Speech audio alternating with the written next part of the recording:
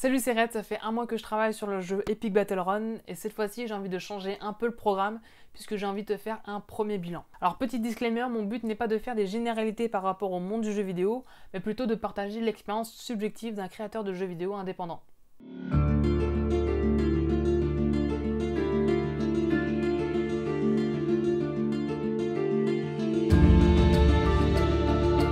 Alors quelques chiffres, juste avant les vidéos de septembre, nous étions 150 sur cette chaîne pour un total cumulé de 3000 vues. Et aujourd'hui nous sommes 225 sur cette chaîne et on a doublé le nombre de vues, on arrive à 6000 vues. Sur compte Instagram on est passé de 0 à 210 followers et sur Twitter on est passé de 41 à 86. Et tu vas peut-être trouver que partager ce genre de statistiques c'est quelque chose de chiant ou que je suis beaucoup trop attaché à ce genre de chiffres, mais souvent ces informations là c'est souvent le seul indicateur pour te montrer si tu es sur la bonne voie ou pas. Parce qu'un truc qui m'a particulièrement marqué quand je me suis lancé dans le domaine du jeu vidéo indépendant, c'est que tu n'as absolument aucune visibilité sur l'avenir. Il y a énormément de choses que tu ne sais pas, que tu ne contrôles pas et que tu ne peux pas prévoir, mais il faut faire avec. C'est typiquement la chose qui m'a particulièrement stressé quand je me suis lancé dans cette aventure. Du coup, il faut relativiser, ne pas lâcher et surtout essayer de récupérer et d'interpréter les indicateurs que tu peux avoir. Mais ça reste très compliqué. Ensuite, il faut savoir que travailler sur ton propre projet, c'est décloisonner ton temps de travail. Tu choisis tes horaires, ton rythme ou ton lieu de travail.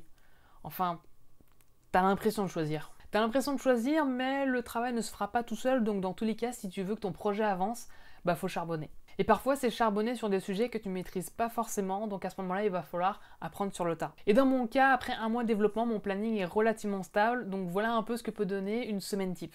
Du lundi au mercredi, je travaille sur le jeu Epic Battle Run. Et en fonction des priorités, je vais travailler sur la programmation, le game design, le level design, les graphismes, l'UI, où je vais chercher des idées et des références pour le jeu. Ça représente environ une dizaine d'heures de travail par jour, même si une partie de ce temps-là est réservée pour les réseaux sociaux. Les réseaux sociaux, justement, il faut créer du contenu pour Twitter et Instagram. Donc pendant le développement du jeu, et dès que j'ai quelque chose de présentable, je m'arrête, je bidouille un peu la scène pour mettre en avant la fonctionnalité que je suis en train de faire, et c'est à ce moment-là que je vais faire une capture, un peu de montage, un export, et ça va très rapidement finir sur Twitter et Instagram. Ensuite, le jeudi. Et tu le sais peut-être déjà si tu me suis sur Twitter, mais c'est le jour que j'ai choisi pour créer le contenu vidéo. Donc la vidéo que tu es en train de voir aujourd'hui. Le faire le jeudi, ça me permet de faire le montage en amont et de réaliser des vidéos de test que je vais pouvoir envoyer à certaines personnes pour avoir des retours et potentiellement pouvoir faire des retouches. Grossièrement, ça me prend également une dizaine d'heures dans la journée, même si je peux très facilement déborder vu que c'est quelque chose que je maîtrise beaucoup moins. Ensuite, le vendredi, ça tu le sais probablement pas, mais je me lève très tôt et je vais en cours. Donc là, je suis sur la fin de mon cursus, je finis mes études en janvier. Donc le vendredi, j'ai cours et pendant les temps morts et les pauses, j'en profite pour créer un compte-rendu d'activité pour les personnes qui suivent mon projet. Et ensuite, c'est le week-end, et généralement, on se repose. Sauf que c'est à ce moment-là qu'il y a énormément d'événements. Alors ça dure généralement toute la journée, j'ai participé par exemple à l'Intel Buzz Workshop. La semaine dernière, j'ai fait les Geeks Live et prochainement, il y a l'Indiecade et la Paris Games Week. Donc là, c'est les 2 prochains week-ends normalement. Et donc si tu me suis sur Twitter et Instagram, tu devrais voir tous ces événements-là. C'est des événements où tu bouges énormément, où tu rencontres beaucoup de professionnels et ça me permet par exemple de faire un peu de promotion. Donc généralement, ces événements-là, c'est le samedi et après, il reste le dimanche. Et le dimanche, c'est une journée un peu plus tranquille. Je travaillais sur le projet Epic Battle Run sans trop me forcer, mais c'est à ce moment-là que je vais pouvoir travailler sur tout ce qui est à côté du projet. Donc tu dois par exemple gérer, réfléchir, planifier énormément de choses. Tu dois faire de la veille, donc analyser d'autres jeux. Il y a aussi tous les points relatifs à la communication qu'il faut voir. Donc par exemple, on s'est rendu compte la semaine dernière qu'il fallait que je me fasse des cartes de visite pour pouvoir présenter un peu la chaîne et pouvoir la partager facilement auprès des professionnels.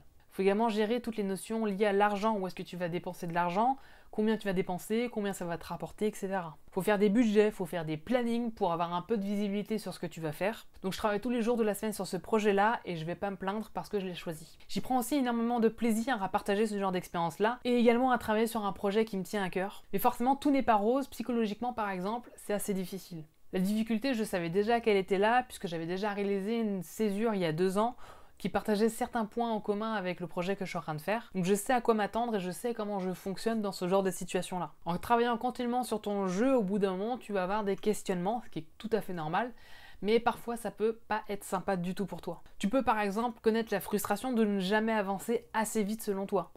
Ça m'arrive souvent. Et du coup, tu travailles souvent plus longtemps ou alors au contraire, ça va te bloquer. Et à ce moment-là, tu vas enclencher un cercle vicieux qui fait que tu vas culpabiliser, tu vas encore plus difficilement te mettre à travailler, etc. Et ce genre de remords et de culpabilisation, ça va te toucher émotionnellement. Personnellement, j'ai pas une super confiance en moi, même si j'arrive à faker quand il le faut, mais je passe énormément de temps à me demander si ce que je fais va intéresser des gens, si je suis pas en train de me tromper dans ce que je suis en train de faire, si ma démarche est bonne, etc. Et tu peux également retrouver ce type de propos dans la vidéo de la développeuse du dimanche qui a fait un bilan sur les 2 ans, il me semble, et vraiment je te la conseille puisqu'elle est très intéressante. Toute cette partie-là, donc la relation que tu as avec toi-même, elle est très subjective, donc elle va très probablement changer d'un individu à l'autre. Mais tu vas avoir un entourage qui va également très fortement influencer ce que tu fais. Quand je parle d'entourage, je le prends au sens large, donc les personnes avec qui tu interagis. Et parfois ton entourage n'a clairement pas envie de t'aider dans ce que tu fais. Tu peux par exemple te prendre des pics du style « non mais toi de toute façon tu travailles pas vraiment », ou alors on va te dire que tu n'as pas le droit de pas être bien simplement parce que tu travailles sur un projet qui te travaille à cœur, et donc c'est forcément quelque chose qui est parfait pour toi. Ou on m'a même dit, tiens, j'ai rencontré quelqu'un qui pourrait te filer du boulot si tu veux. Comme si j'avais besoin de travail. En mode, ce que tu fais, c'est pas du vrai travail. Non, c'est une passion. C'est une passion. Déjà que tu peux douter toi dans ce que tu fais, si l'entourage en plus enfonce le clou, ça peut donner un cocktail très sympathique. Alors bien sûr, là, je t'ai partagé énormément de points négatifs par rapport à la création de jeux vidéo en tant qu'indépendant, mais il y a aussi énormément de points positifs. T'as des commentaires d'encouragement ou des retours critiques qui sont par exemple très intéressants. Il y a également l'un d'entre vous qui m'a proposé de sa propre initiative de m'aider à travailler sur le jeu, ce qui vraiment m'a fait chaud au cœur. Puis ce que j'aime, c'est également de pouvoir travailler à 2 sur ce projet-là.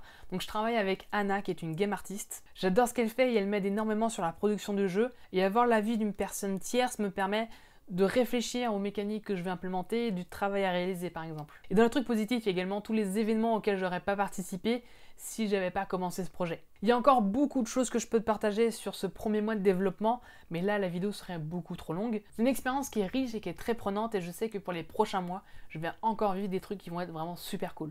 Même si je suis quand même assez fatiguée aujourd'hui, je te l'avouerai, j'espère que ça se voit pas, ou pas trop. Pour le développement du jeu, là j'essaie de me focus par rapport au minimum viable pour finir le jeu Epic Battle Run, dans le but de te proposer dans les prochaines semaines une première alpha qui sera vraiment assez basique. Tu verras ça très prochainement sur Twitter et Instagram, donc je te conseille de venir nous joindre. Je suis quand même un peu fatigué aujourd'hui, je t'avouerai, simplement parce que pour moi, hier, il y avait la Coding Battle qui était assez difficile. Et d'ailleurs, j'ai eu les résultats, je suis arrivé à peu près 230e, un truc comme ça. Je mettrai quelque chose... le texte pour avoir le classement exact. C'est un score qui est sympathique, même si j'ai fait moins bien que les dernières fois. Donc j'espère que cet épisode un peu différent t'a tout de même intéressé et t'a ouvert à certaines problématiques liées à la création de jeux en tant qu'indépendant. Et là, c'est surtout en tant qu'indépendant qui est important. Et on se voit la semaine prochaine sur le jeu Epic Battle Run où je te présenterai un peu l'avancée. Donc à samedi prochain, la bise.